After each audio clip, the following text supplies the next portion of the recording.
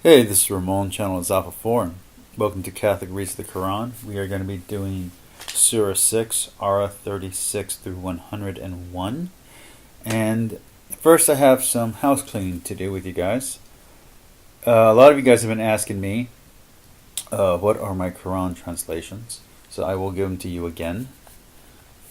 So this is one of the translations that I use. And even though the print version of this has both the parallel text and the English translation, this just has the English translation. And to give you a sample of what that looks like, so you can see that it has the commentary. So as you can see, it has the text and it has the commentary. So I am getting commentary. For those who think I'm not, I am. The next translation that I'm using is this one. Okay, and this is the main one that I'm using actually. And just to show you, there's the text, there's the commentary. There's no parallel text in here. So,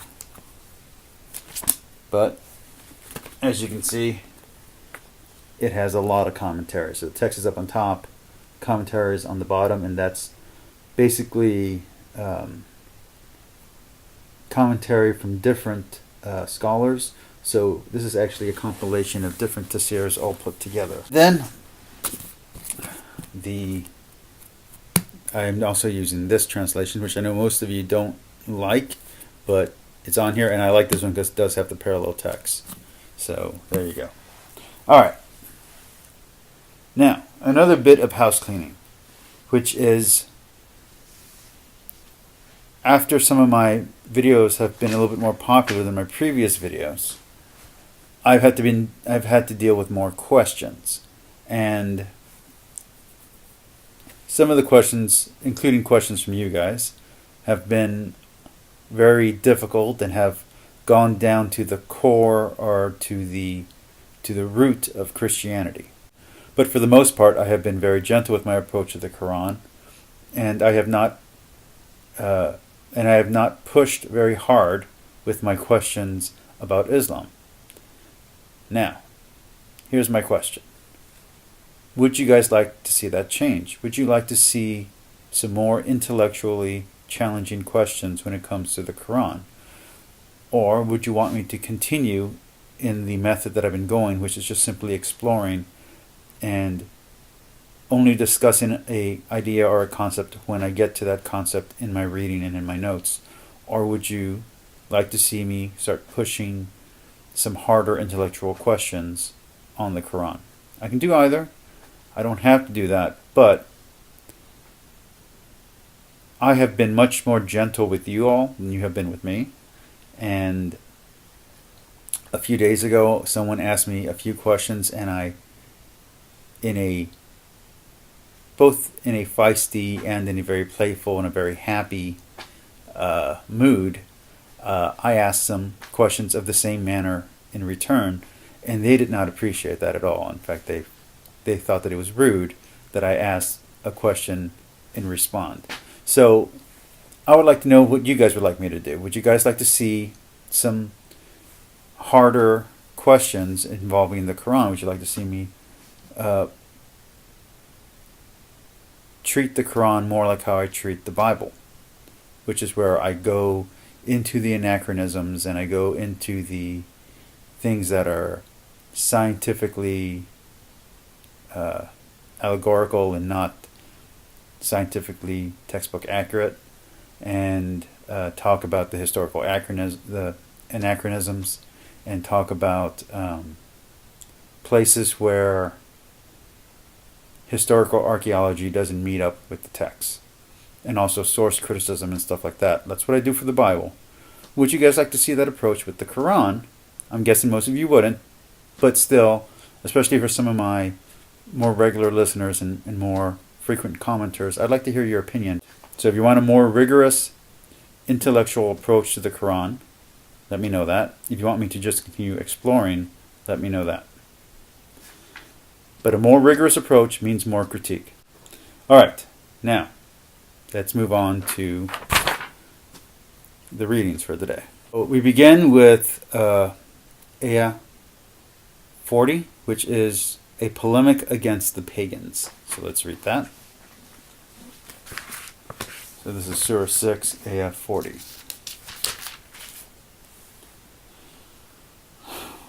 Say, think to yourselves, were the punishment of God to come upon you, and were the hour to come upon you, would you call upon anyone other than God if you are truthful? Then we get to 44, the use of the royal we, which I can understand why the royal we is in the Christian translations and in the Hebrew translations of the Bible. I don't see why the royal we is being used in the Quran. In the Arabic, is it a we and an us? Alright, and I'll read that.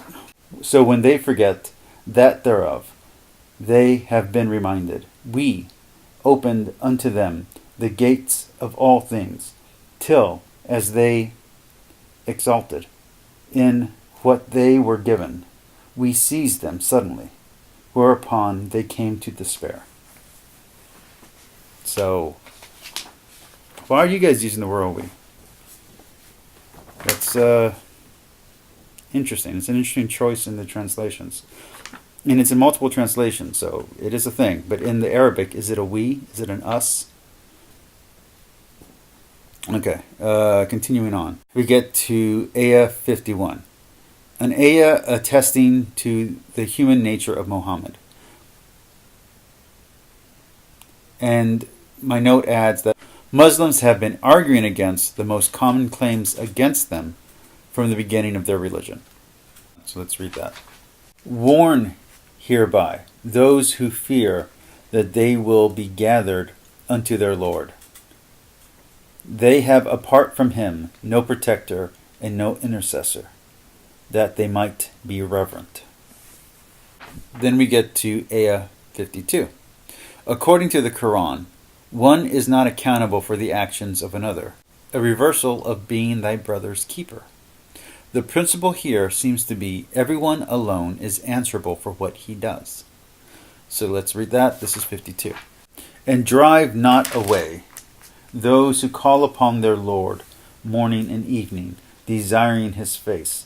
Not of their reckoning falls upon thee, and not of thy reckoning falls upon them, such that thou shouldest drive them away, and thus become one of the wrongdoers. And then we get to ayah 54, and this is ordain mercy on oneself, question mark. Odd wording for the term merciful. Okay, so let's read that. This is 54. When those who believe in our signs come to thee, say, peace be upon you. Your Lord has prescribed mercy for himself. What that whosoever among you does evil in ignorance, and thereafter repents and makes amends, he is truly forgiving, merciful. Weird wording. Weird, awkward wording. And then we get to ayah 57. Judgment belongs to God alone. So let's read that. Say, truly, I stand upon a clear proof from my Lord, and you have denied him. That which you seek to hasten is not within my power. Judgment belongs to God alone. He relates the truth, and he is the best of deciders. Then we get to ayah 59, and I thought this was a very poetic verse, so let's read that. And with him are the keys of the unseen. None knows them but he, and he knows what is on land and sea. No leaf falls but he knows it, nor any seed in the dark recesses of the earth, nor anything moist or dry, but that it is in a clear book. I thought that was very beautiful. And I want to highlight the things that I like, not just the things that I have questions of or the things that I disagree with. So there you go. Then let's go to ayah 60. The first pure analogy in the Quran that is not meant to be taken literal. And this was kind of shocking to me after so much of this saying it must be taken literal. So I thought that was actually a nice change of pace. So let's read that. He it is who takes your souls by night, and he knows what you commit by day. Then by day he resurrects you, that a term appointed may be fulfilled. Then unto him shall be your return, and he shall inform you of that which you used to do. It's a nice change of pace. To see sleep referred to as death and waking up as resurrection. It's I know you guys call it an allegory, but that's not really how allegories work in English. But it was good. So, good job. Let's go to 61. The Quranic and Islamic view of God is different than it is in other religions. In the Quran, he is more in the role of a master. He is dominant, while we are submissive. We are the slave, and he is the master in the Quran. So that is a very different view than what most Americans, and here I'm talking specifically about Americans, not just Westerners, that is not something most Americans would be comfortable with. So let's read that. This is 61. And he is dominant over his servants. He sends guardians over you, till when death comes unto one of you, our messengers take him, and they neglect not their duty. Then let's go to 67 through 70. And this seems to deny the concept of saints. For every tiding there is a fixed setting, and soon you shall know. And when thou seest those who engage in vain discussion about our signs, turn away from them till they engage in other discourse. And if Satan should cause thee to forget, then once thou hast remembered, sit not in the company of wrongdoing people. Their reckoning falls not upon those who are reverent, but a reminder that they might be reverent. Leave those who take their religion to be play and diversion, and who are deluded by the life of this world. But remind them with it, lest any soul be delivered to ruin because of what it has earned. It has no protector apart from God, nor any intercessor. And though it should offer every kind of ransom, it shall not be accepted from it. Those are the ones who delivered to ruin for that which they have earned. There shall be a drink of boiling liquid, and a painful punishment for having disbelieved. Let's go on to AS 74. An unknown Abrahamic story, and this is a polemic against star, mountain, and sun worship. So you guys have polemics too. So if you guys have polemics, then you guys should understand when I say Genesis is polemic. You guys should get that. So I don't know why a lot of you act like you don't know what I'm saying when I say that, because there are polemics in the Quran as well. Alright, so let's get to that. This is 74. And when Abraham said unto his father, Azar, do you take idols for gods? Truly, I see you and your people in manifest error. Alright, now let's go on to 85. And with Ayah 85, my note here is a question. Who is Elias? So let's read that. And Zechariah, John, Jesus, and Elias, each was among the righteous. Who? Alright. Ayah 91, more anti-Semitism. Why accuse Jews of suppressing their own revelations meant for themselves? This will be 91. They did not measure God with his true measure when they said, God has not sent down aught to any human being. Say, who sent down the book that Moses brought as a light and a guidance for mankind, which you make into parchments that you display while hiding much. And you were taught that which you knew not, neither you nor your fathers. Say Allah. Then leave them to play at their vain discourse. I have run into this a lot in my comments, where supposedly I am, or scholars, or conspiratorial powers are hiding secret Bible manuscripts. We're not. That's not happening. It's not happening. It's not happening. It's not a thing. If you, well, you can't see it right now, but on my bottom row, I have dozens of Bible translations. I have Bible translations in different languages. I'm planning on getting a French Bible translation soon. Sorry, man, that's not true. Like, I know that this makes that claim, but that's not happening. If you look up there, I have the Midrash, and I have a Tumald, and I have a Gnostic. None of this stuff is hidden. You can find it.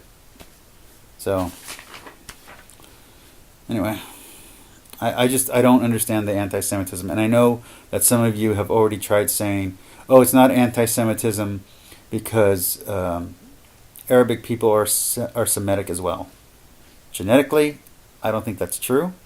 First off, and you could maybe make the argument that it's linguistically you guys are Semitic, but Semitic just means people. The Semitic people as a whole came from which was in Babylon, and then they traveled. And if you read Genesis, you can see a slightly or very much so philoric version of that journey. And you can see in Genesis the folk version of how that travel went. And that's where Abraham and his father and his father's brother, and they all went different directions. Those are the Semitic people, and then anyone from that line going forward are the Semites. So I know that you guys make claim to Ishmael, and that would then therefore make you Semitic as well. But the Semitic people that people think about when they use the word Semitic is Hebrew Judaic people. Okay, and these are people of the Levant, of course. But what they really mean by anti-Semite or anti-Semitic is anti-Jewish people who were at one point from Poland or at one point from Germany or any of those countries that are now in Israel. If you're not practicing the Jewish religion and you're not of Jewish ancestry, then the term Semitic doesn't usually apply to you. It can, but it doesn't usually in common context or in common parlance. Sorry. That's not me saying that. That's common use of language, especially in the West and in English. Alright, then let's move on to ayah 92. Historically, Makkah, Makkah, is not the first city according to the archaeological records. So let's get into that. By the way, there's a city older than Jericho also. I used to have all those cities in my head. It's Jericho is one of the oldest, and then I want to say there's a city in Babylon. It might even be Babylon itself, but there's an older city, older than Babylon and older than Jericho.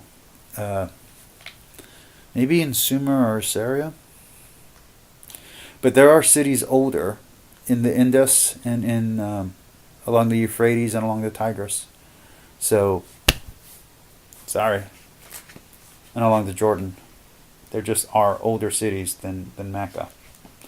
So let's get into that. And that is 92. And again, I'm saying there are older cities than Jericho, and that's in the Bible, the oldest city. But yeah. Okay, so this is 92. And this is a blessed book that we have sent down, confirming that which came before it, that thou mayest warn the mother of cities, and those around her. Those who believe in the hereafter believe in it, and they are mindful of their prayers. Then we get to ayah 100, and this is a solid mention of jinn. So let's get into that. And I'm actually very interested in jinn, because I know nothing about that concept. I know some demonology, and a lot of angelology, because I was kind of into angels at one point when I was in my teens. I know nothing about jinn, so that's kind of intriguing to me. Okay, and this is 100. Okay. They make the jinn partners unto God, though he created them, and falsely attributed sons and daughters to him, without any knowledge. Glory be to him, exalted is he above that which they ascribe.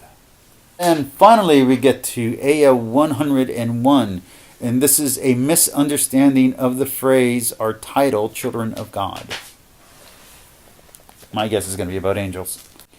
The unique originator of the heavens and the earth. How should he have a child when he has no consort?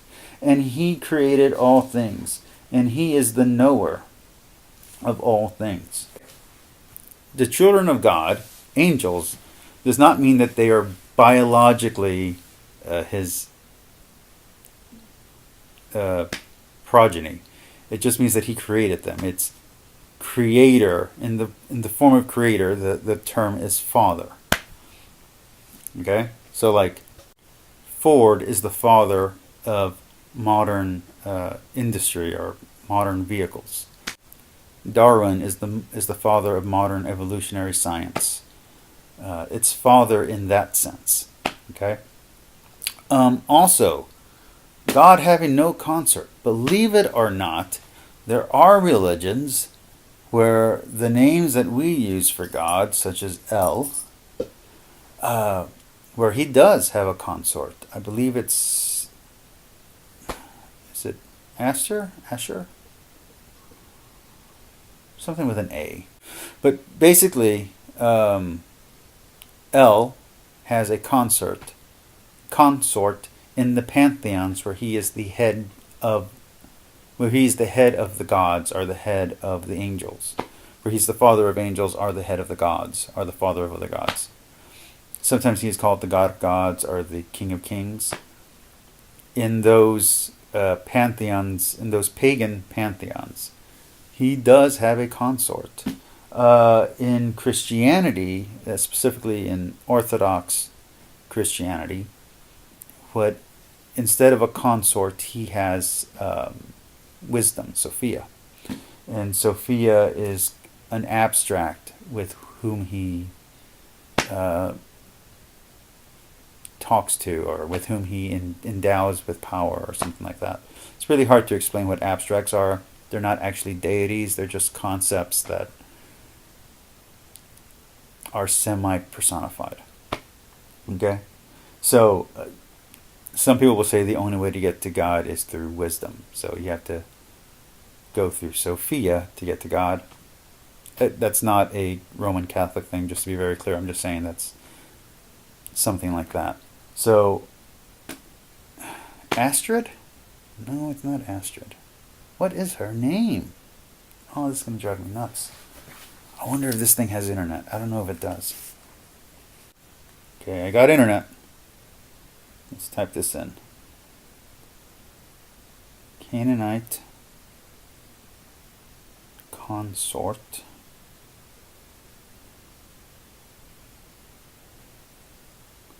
of El. She's a super famous goddess too, so I'm really kind of embarrassed that I'm not remembering this off the top of my head.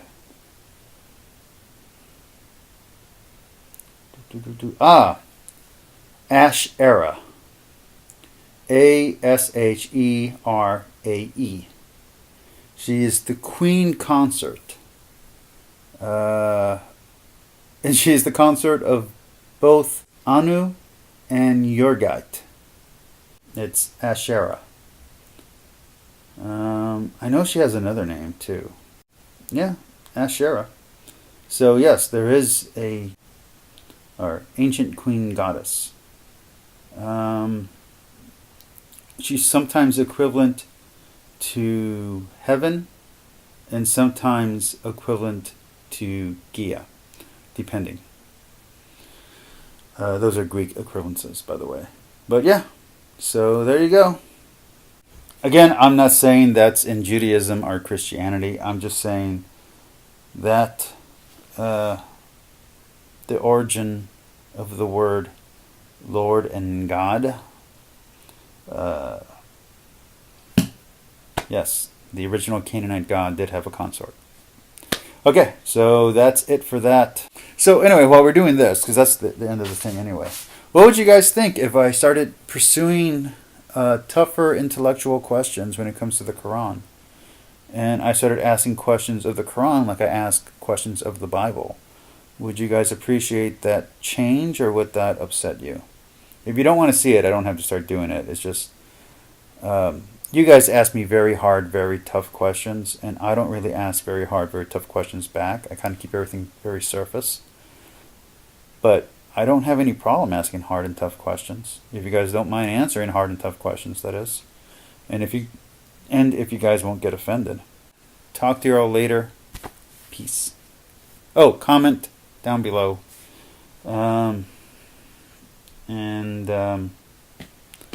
Like, subscribe. Let me know if you guys want me to start asking harder questions. And have a great night.